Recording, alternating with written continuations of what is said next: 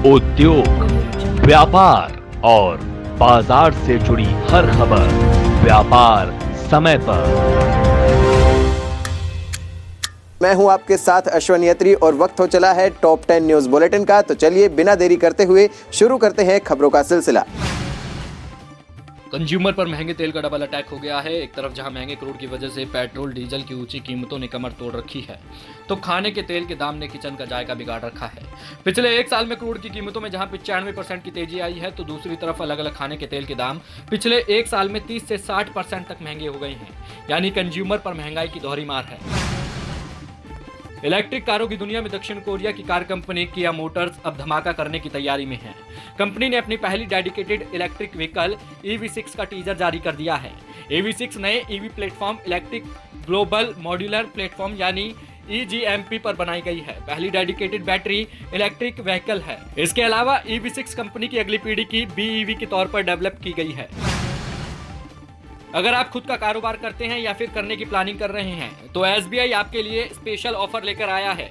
SBI बेहद आसान शर्तों पर कारोबारियों को SME गोल्ड लोन दे रहा है।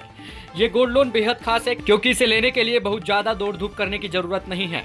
आप फोन पर या फिर नजदीकी SBI ब्रांच में जाकर पूरी जानकारी हासिल कर सकते हैं। अगर आप अपनी खटारा कार को रिटायर कर नई कार लेने की सोच रहे हैं, तो आपके लिए मोदी सरकार मुनाफे का सौदा लेकर आई है। आपकी पुरानी कार को सरकार की व्हीकल स्क्रैप पॉलिसी के तहत बेचते हैं, तो नई कार लेने पर आपको डिस्काउंट दिया जाएगा। टाटा मोटर्स ने अपने पैसेंजर व्हीकल बिजनेस को अलग करने का फैसला किया है। अब टाटा मोटर्स की ये एंटिटी स्वतंत्र तौर पर काम करेगी। टाटा मोटर्स ने अपने शेयरधारकों से इसकी मंजूरी ले ली है।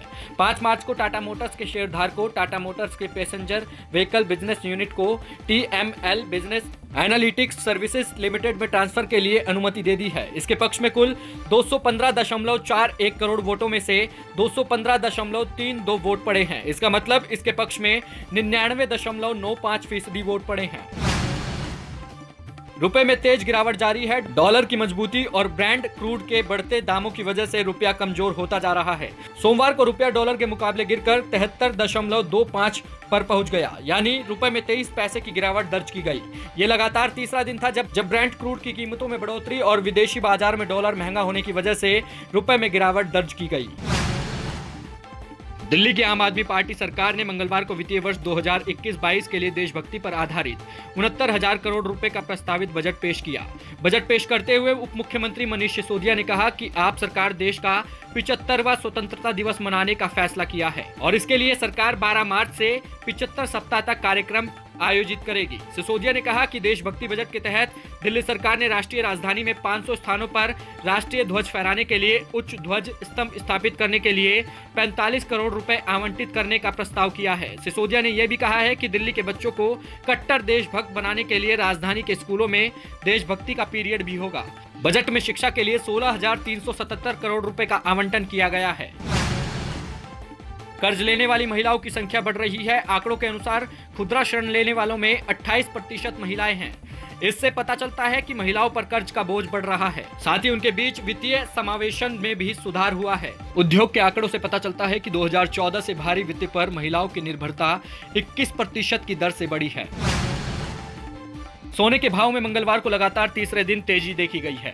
आज 22 कैरेट गोल्ड की कीमत 160 रुपए बढ़कर 43,680 रुपए प्रति 10 ग्राम हो गई है। वहीं चांदी वायदा 0.5% बढ़कर 66,202 प्रति 10 ग्राम हो गई है, जबकि एक दिन पहले सोमवार को ये 43,520 रुपए था। बता दें कि इस समय भारत में सोने की दरें गिरकर 11 महीने के निचले स्तर पर आ गई है। अगस्त में गोल्ड 56,200 की रिकॉर्ड की ऊंचाई पर ट्रेंड कर रहा था। इस लेवल से अब तक सोने की कीमतों में 12,000 रुपए की गिरावट देखने को मिली है। आज हफ्ते के दूसरे दिन मंगलवार को शेयर बाजार में तेजी नजर आ रही है। BSE का सेंसेक्स 180 अंक यानी करीबन 0.36% की बढ़त के साथ 50,62,024 के स्तर पर कारोबार कर रहा है। वहीं निफ्टी 49.90 यानी 0.31% की छलांग लगाकर ट्रेंड कर रहा है। सेंसेक्स की कंपनियों में इन्फोसिस को छोड़कर बाकी सभी कंपनियां हरे निशान पर कारोबार कर रही है। L&D, ONGC, HCL tech, NTPC, Axis bank, Bajaj finance, Indus bank, UltraTech cement, Bajaj auto, HDFC और HDFC बैंक के शेयरों में तेजी नजर आ रही है। उम्मीद करते हैं आपको हमारे बुलेटिन खासा पसंद आया होगा। अगर आपको ये वीडियो हमारी पसंद आई है तो लाइक कीजिए, ज्यादा से ज्यादा लोगों तक शेयर कीजिए और हमारे चैनल को सब्सक्राइब करना बिल्कुल ना भूलें। और अगर आप ये वीडियो हमारे फेसबुक पेज पर देख रहे हैं तो हमारे पेज को जरूर लाइक करें। हमसे जुड़े रहने के लिए हमारे YouTube चैनल को सब्सक्राइब करें और नई वीडियो की नोटिफिकेशन के लिए बेल आइकॉन को दबाएं। अगर आप ये वीडियो Facebook पर देख रहे हैं तो लाइक जरूर करें और ज्यादा से ज्यादा शेयर करें। धन्यवाद।